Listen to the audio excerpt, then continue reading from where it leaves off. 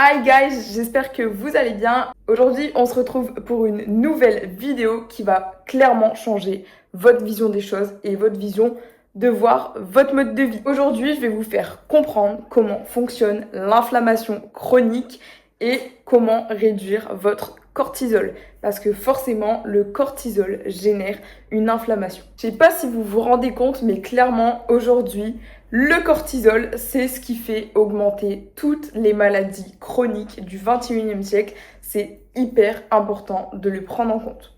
Et très clairement, c'est pour ça que vous pouvez vous sentir complètement ballonné, épuisé, fatigué, mais de façon très chronique, ou bien vous avez une difficulté à perdre du poids et en fait, vous avez juste l'impression d'être mal dans votre corps.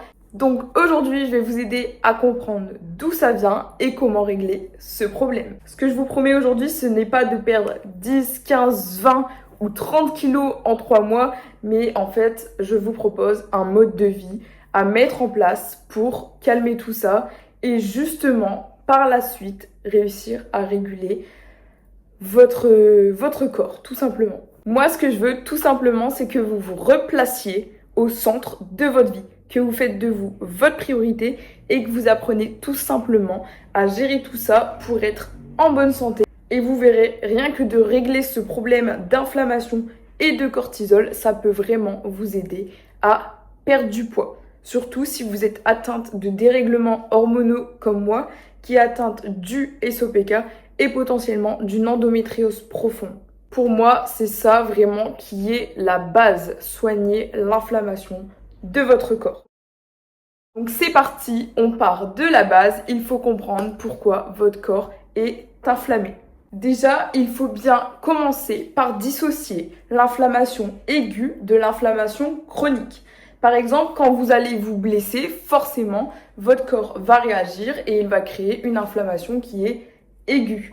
Alors que si vous avez de l'inflammation à répétition avec par exemple un déséquilibre hormonal, une maladie chronique, là on va parler d'inflammation chronique. Et c'est cette inflammation chronique qui est problématique parce que avec cette inflammation chronique, votre cortisol va s'élever en permanence, ce qui est mon cas. Au début, je faisais des prises de sang et on voyait que mon cortisol était un petit peu élevé. Et au fur et à mesure, tous les 4 semaines, je refaisais des prises de sang. C'est très important, petit point à noter, très important de faire vos bilans sanguins régulièrement. Parce que c'est pas parce que ça va très bien un mois avant que ça va très bien un mois après. Donc faites des contrôles réguliers. Donc j'ai fait ces petits contrôles réguliers et j'ai vu une augmentation progressive tous les 4 semaines sur mon taux de cortisol et j'ai commencé un peu à m'alarmer parce que mon cortisol était à 50 alors que la norme maximale était à 18.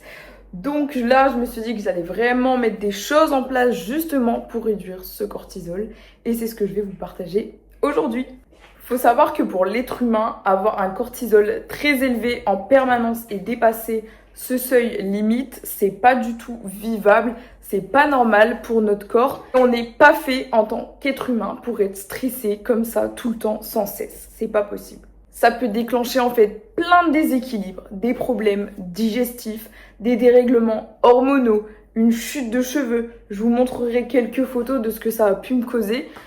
C'est pas joli à voir, clairement. Et ce qu'il faut comprendre ici, c'est que la santé, soit ça peut être un cercle vicieux si vous en prenez pas soin, soit ça peut être un cercle complètement vertueux, complètement l'opposé, et où vous pouvez vous sentir en pleine vitalité, pleine d'énergie, et c'est super important du coup de prendre tout ça en considération. Faut savoir que ce cortisol qui est trop élevé, il peut carrément déréguler votre glycémie, perturber du coup les pics de glycémie qui peuvent être très inflammatoires pour le corps et aussi très stressants.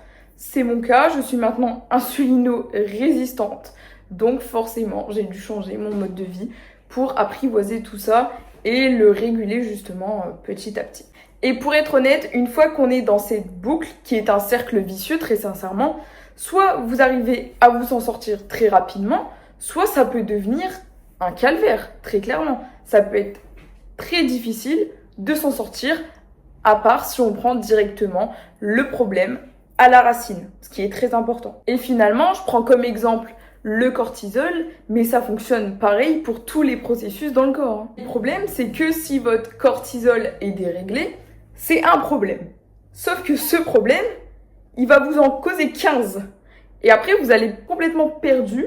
Vous allez avoir du mal à voir le bout du tunnel, clairement. C'est pour ça que je vous dis de traiter le problème à la racine. Donc, traiter ce cortisol qui vous alarme. Le cortisol, c'est l'hormone qui est à la base de l'inflammation dans le corps. C'est donc le cortisol qui va avoir un impact sur tout le processus et qui va dérégler tout ce que j'ai dit précédemment. Donc ce qui peut être troubles digestifs, acné, fatigue chronique, tout un ensemble de choses, ok ? Et ce qu'il faut savoir, c'est pas juste votre boulot qui est stressant ou votre relation qui se passe mal qui va dérégler votre cortisol. C'est bien au-delà de ça. C'est pas ce stress visible qui va vous causer tout ça, c'est plutôt ce stress qui est invisible. Donc tout ce qui est sur le plan émotionnel, sportif, environnemental, en fait, ça va être plein de choses, ça va être une globalité. Et aussi, faut pas oublier le côté nutritionnel, très très important. C'est toutes ces formes de stress qui vont s'accumuler, qui vont créer ce dérèglement. Ce dérèglement va vous causer un stress qui est chronique. Souvent, quand je parle avec une personne qui me dit qu'elle est stressée de façon chronique, qu'elle a une inflammation, je lui demande si elle est atteinte de ces 5 ou 6 points. Et souvent, ces 5 ou 6 points se répètent chez toutes les personnes avec qui j'en ai parlé. Bien sûr, c'est une liste non exhaustive, mais c'est souvent les points qui reviennent.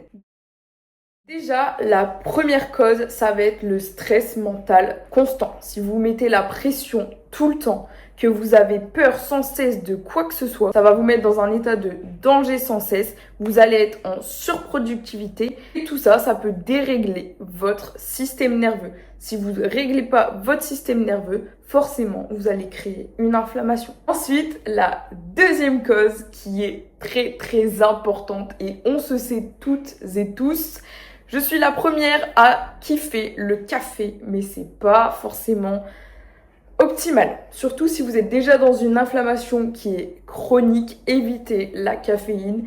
Et en plus, la caféine avec le sucre à l'intérieur, c'est encore pire. Donc, soit vous buvez déjà pour commencer votre café sans sucre, soit vous arrêtez complètement, c'est encore mieux. Ou bien vous pouvez trouver des alternatives comme le thé vert, le matcha, des boissons énergisantes sans caféine, ou bien des boissons aux plantes adaptogènes avec des champignons, ça se fait de plus en plus, avec par exemple de l'ashwagandha à l'intérieur, ou bien des boissons anti-inflammatoires avec du curcuma, du gingembre, de la cannelle, ça peut être hyper intéressant. Si jamais vous avez vraiment du mal à arrêter, ce que je peux totalement comprendre, c'est déjà ne pas boire votre café à jeun le matin, attendre minimum 1h30, voire 2 heures après votre réveil pour boire votre café, le prendre sans sucre et bien vous hydrater après, c'est super important parce que le café va favoriser le drainage et la déshydratation, donc il faut bien s'hydrater juste avant et après. Et du coup, c'est absolument pareil pour le sucre. Si vous pouvez éviter, ce serait mieux. Parce que si vous perturbez votre glycémie en créant des pics de glycémie avec des sucres qui sont dits rapides, ça va forcément engendrer un stress pour le corps et augmenter encore une fois le cortisol. Donc ce que je vous recommanderais, c'est plutôt de passer sur des glucides dits complexes, comme du riz complet, des flocons d'avoine, de la patate douce, du quinoa. Enfin, il y a plein d'alternatives. De la farine de sarrasin, de la farine de coco, farine de châtaigne, farine de millet. Vous allez trouver vraiment beaucoup d'alternatives, il n'y a pas de souci. Les lentilles également, les légumineuses. Ensuite, un sujet très très important et qui me tient à cœur puisque je suis coach sportive diplômée d'État et je suis également athlète professionnelle de bodybuilding. Donc, on va parler du sport, mais surtout du surentraînement. Faut savoir que c'est super de faire du sport, il n'y a pas de souci. Éclatez-vous, allez-y, c'est super important pour le corps, ça a de nombreux bienfaits. Mais c'est comme tout, la dose est dans le poison. Et le surentraînement, ce n'est pas forcément optimal, surtout si vous êtes déjà dans un état de stress chronique. Il va falloir réadapter vos entraînements. En fait, le sport de base, c'est un stress, qu'on se le dise clairement. Ça crée du stress dans le corps, mais du bon stress. Sauf que si c'est du sport trop intense sans récupération, ça va devenir un stress chronique. Et ce stress chronique, on ne le veut pas. Donc c'est pareil, il faut vraiment comprendre qu'il faut s'entraîner intelligemment et ne pas toujours vouloir faire plus. Parce que toujours vouloir faire plus, sans une structure adaptée et intelligemment pensée pour vous et votre corps, bah c'est comme ça que vous allez vous épuiser, tout simplement. Quatrième point, je mettrai le manque de sommeil et surtout le manque de sommeil chez les femmes, notamment les femmes qui ont déjà un déséquilibre hormonal. Donc il faut savoir qu'une femme a encore besoin de plus de récup que les hommes, c'est-à-dire entre 8 et 9 heures de sommeil, voire même 10 heures lorsque on a déjà une fatigue qui est chronique. Il faut bien faire la différence entre dormir 10 heures mais avec un sommeil non qualitatif et 8 heures avec un excellent sommeil qui est récupérateur. Il faut bien faire la différence entre les deux et c'est super d'avoir un sommeil profond qui est récupérateur parce que c'est pendant cette phase que votre corps va se détoxifier. Et si vous n'avez pas un sommeil de qualité, votre corps aura du mal à se détoxifier. Donc tout simplement, vous gardez les toxines et les mauvaises choses en vous. Vous n'allez pas vous détoxifier, donc ça va créer une inflammation, encore une fois.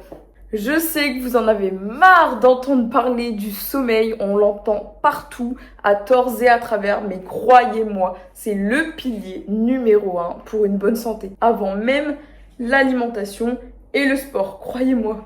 Cinquième point, je vais vous parler des stresseurs environnementaux, donc surtout les polluants, les cosmétiques, les perturbateurs endocriniens. Déjà, commencez à faire attention à ce que vous avez chez vous. Remplacez les produits ménagers que vous avez par du vinaigre blanc, du bicarbonate de soude, la lessive par du savon de Marseille. Lavez-vous le corps avec du savon d'Alep. Je sais que c'est pas évident, c'est un petit peu plus coûteux parfois, quoique ça dépend. Parce que très sincèrement, les produits qu'on vous vend dans le commerce peuvent être très coûteux. Sachez que la peau, elle a un microbiome. Ça veut dire que tout ce que vous mettez dessus, elle absorbe. Donc tout ce qui est crème, maquillage, cosmétique également, faut faire attention à ce que vous mettez sur votre peau. C'est super important. Faites un tri énorme chez vous, virez tout ce qui peut aggraver vos symptômes et vous verrez que vous vous en porterez beaucoup mieux.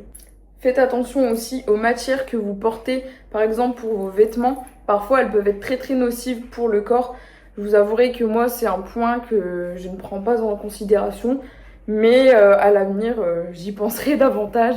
Je sais que je suis pas parfaite, mais le tout, c'est de faire des petits efforts chaque jour. Tout ce qui est pollution sonore, les bruits, la pollution extérieure, la pollution aussi lumineuse avec les écrans, les lampes. En fait, c'est beaucoup plus intéressant de prendre la lumière du jour, aller au soleil, marcher dehors. C'est 1000 fois mieux pour votre corps. Faites ce que vous pouvez à votre échelle parce que bien évidemment, ce point est super difficile à respecter.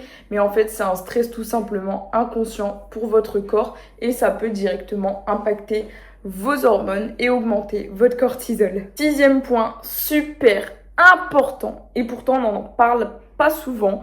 Ça me tient à cœur parce que j'ai moi-même vécu des traumatismes et sachez que les émotions refoulées, ça peut augmenter votre stress et donc votre cortisol, donc votre inflammation chronique. C'est donc super important de prendre soin de sa santé mentale, peut-être voir un psychologue ou bien parler avec une personne de confiance. C'est souvent beaucoup trop négligé et pourtant ça devrait être normal. On devrait même prévenir ça. On devrait même mettre un dispositif en place en France pour avoir un thérapeute gratuit, je trouve. Ce serait super important. Il faut savoir que d'après certaines analyses, tout ce qui est trauma, émotions refoulées, gardées en soi, c'est tellement mauvais que ça pourrait provoquer des maladies, notamment le cancer. Donc ce n'est pas à négliger. On passe donc maintenant aux solutions pour régler votre problème de cortisol et le réguler. On va commencer par parler de mon pilier préféré qui est l'alimentation, mais surtout l'alimentation anti-inflammatoire. Faut savoir que votre corps, il adore être nourri correctement et que l'alimentation, c'est encore mieux que les médicaments. Avant de vous refouler sur les médicaments, prenez déjà en considération votre alimentation et vous verrez que ça peut tout changer. Vraiment, vous pouvez régler vos soucis de perte de cheveux, d'acné. Vous pouvez aussi être beaucoup moins fatigué, avoir plus d'énergie au quotidien. Et il faut savoir que chaque aliment a son propre super pouvoir. Par exemple, les myrtilles, c'est plein d'antioxydants. Le kiwi, c'est riche en vitamine C. Le poisson gras, c'est riche en oméga 3, comme les sardines, les maquereaux, le saumon. Enfin, chaque aliment a ses bienfaits.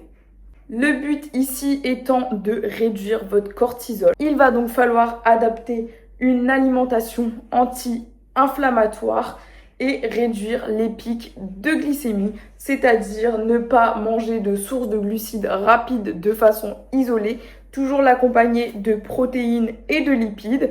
Et quelque chose qui peut vraiment tout changer, c'est de commencer votre journée par un petit déjeuner protéiné avec plus de 30 grammes de protéines et un petit déjeuner qui est salé. Donc par exemple des toasts avec du fromage, des œufs, un avocat, c'est très très bien. Ou bien un bowl cake protéiné avec du poulet, du fromage. Enfin, il y a plein de recettes que vous pouvez retrouver sur mon Instagram où vous pouvez directement m'envoyer un message parce que je suis coach sportive diplômée et donc je propose des formules lifestyle pour les entraînements et la nutrition ainsi que la supplémentation et je propose aussi des coachings plus spécifiques pour les athlètes. Donc pensez toujours à avoir une alimentation équilibrée. À chaque repas, essayez d'avoir des protéines, des lipides, des fibres aussi très très importantes et vous pouvez rajouter des glucides, bien évidemment. Il ne faut pas les bannir complètement de votre alimentation, juste falloir les doser et les associer correctement. Très très important dans votre alimentation, c'est d'avoir des assiettes colorées, arc-en-ciel. En fait, plus vous avez de couleurs dans votre assiette, plus il va y avoir de vitamines, de minéraux et d'antioxydants, ce qui est parfait pour votre corps. Ça va être très important aussi d'avoir suffisamment de magnésium, d'oméga 3 et de la curcumine.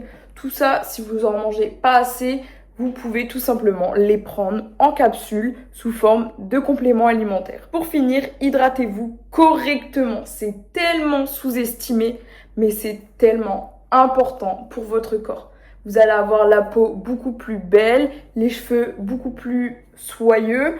Vous allez avoir moins de soucis en général, en fait, dans votre corps, tout simplement. L'hydratation, c'est la base. Il faut boire. Donc, buvez suffisamment d'eau. Vous pouvez également boire de l'eau de coco ou rajouter des électrolytes. Donc, une petite pincée de sel dès le réveil dans un shaker avec du jus de citron ou bien des agrumes. C'est parfait. Faut savoir que l'eau qu'on boit aujourd'hui, elle n'est pas de très très bonne qualité, elle est souvent très polluée, donc c'est important de faire attention. Buvez des eaux riches en minéraux et essayez de la filtrer au maximum. Vous verrez que votre corps vous remerciera. Si jamais toute cette partie nutrition vous intéresse et que vous aussi vous voulez commencer ce processus d'alimentation anti-inflammatoire, mais également par exemple commencer l'activité sportive ou continuer tout simplement avec plus de connaissances et un suivi adapté, n'hésitez pas à me contacter. Je vous laisse mon adresse mail professionnelle dans la description et vous pouvez également tout simplement m'envoyer un petit commentaire pour que je puisse vous répondre. On va maintenant passer au pilier numéro 2 des solutions. Ce serait de respecter votre rythme hormonal, donc votre rythme circadien, mais aussi le cycle des 28 jours de la femme, parce que vous savez très bien que le cycle hormonal d'une femme varie normalement sur 28 jours si vous n'êtes pas atteint de déséquilibre hormonaux. Pour le rythme circadien, c'est super important de vous coucher au maximum tous les soirs à la même heure et tous les matins vous lever à peu près à la même heure également. C'est super important pour votre corps d'avoir cette régularité pour ne pas le dérégler constamment. Et je sais que beaucoup d'entre vous se couchent à heure fixe la semaine et le week-end, c'est un peu la fête. Mais bon, je vous comprends, c'est juste que ça ne devrait pas trop être le cas si vous le pouvez respecter ces créneaux horaires absolument tout le temps. Il faut savoir que si vous arrivez à vous coucher avant 22h, c'est encore mieux parce que la phase de récupération la plus optimale, elle se fait de 22h à 2h du matin. Donc si vous pouvez vous coucher plus tôt, c'est vraiment parfait. Si vous êtes comme moi une couche tard de base, essayez d'arrêter les écrans avant, essayez de lire un peu, essayez de prendre une douche chaude pour vous relaxer. Essayez de trouver en fait des petites activités qui vont vous permettre de vous apaiser tout simplement. Ou bien même, je sais pas, vous allonger dans votre lit, vous faire des automassages, un drainage. Ça peut être vraiment super pour favoriser l'endormissement. Et le matin, du coup, quand vous vous levez, essayez de prendre directement la lumière du jour. Ouvrez vos fenêtres, vos volets, essayez de vous hydrater d'abord et essayez d'aller faire une petite marche dehors de 15, 20, 30 minutes, voire 1 heure si vous avez le temps. Mais c'est vraiment super pour réguler vos hormones. Maintenant, on va parler du rythme infradien, ce qui correspond au cycle menstruel dit normaux d'une femme qui n'est pas en déséquilibre.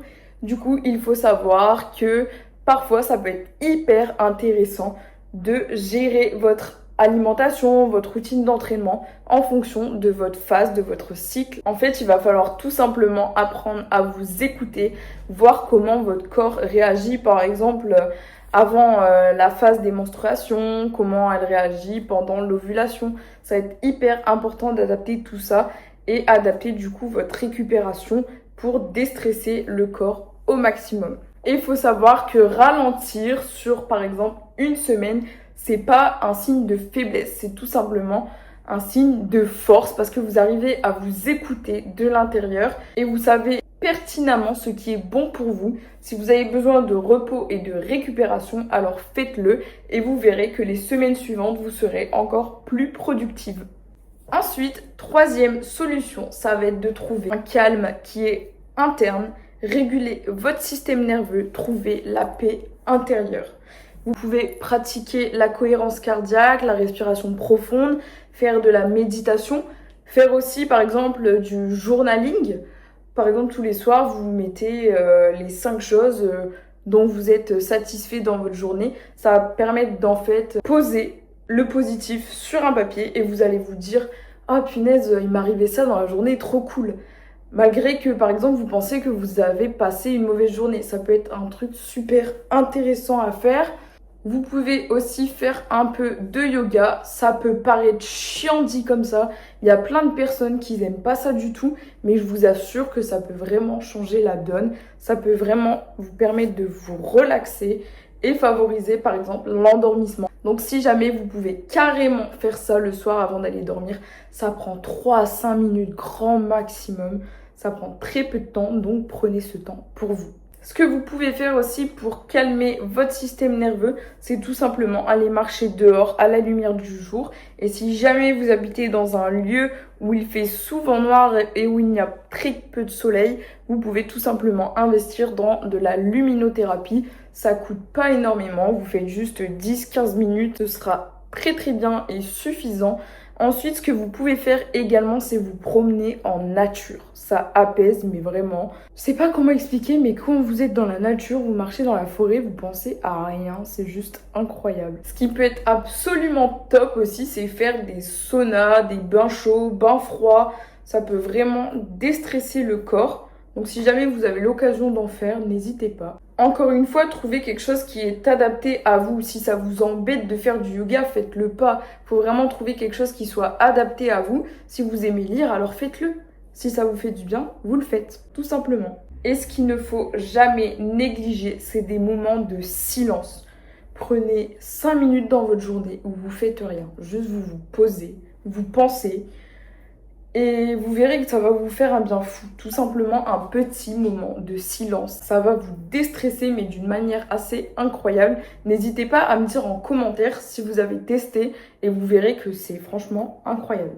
J'espère que tous ces conseils vous auront aidé et il faut bien comprendre qu'il ne s'agit plus de faire uniquement un déficit calorique pour perdre du poids. Bien évidemment, ça fonctionne, mais ça fonctionne qu'un temps et il faut savoir que ce n'est pas forcément super sain pour votre corps d'être tout le temps en déficit parce que vous allez vous mettre au bout d'un moment en mode dit survie et vous allez créer un stress chronique.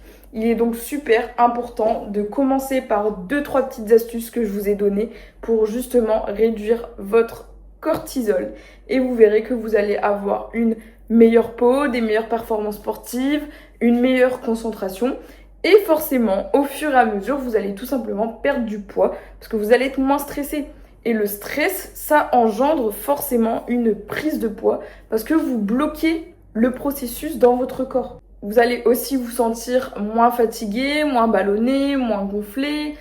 Enfin, en fait, tout va s'améliorer dans sa globalité. Vous verrez, testez et dites-moi dans quelques semaines, quelques mois ce que ça donne pour vous. N'hésitez pas à m'écrire, en tout cas je vous répondrai avec grand plaisir. La santé c'est clairement la vie, vous allez vivre toute votre vie dans votre corps, alors prenez-en soin de l'intérieur. Donc priorisez tout ça petit à petit, intégrez chacune des solutions à votre échelle comme vous le pouvez. En tout cas, je crois en vous et je vous dis à bientôt pour une prochaine vidéo. Des bisous!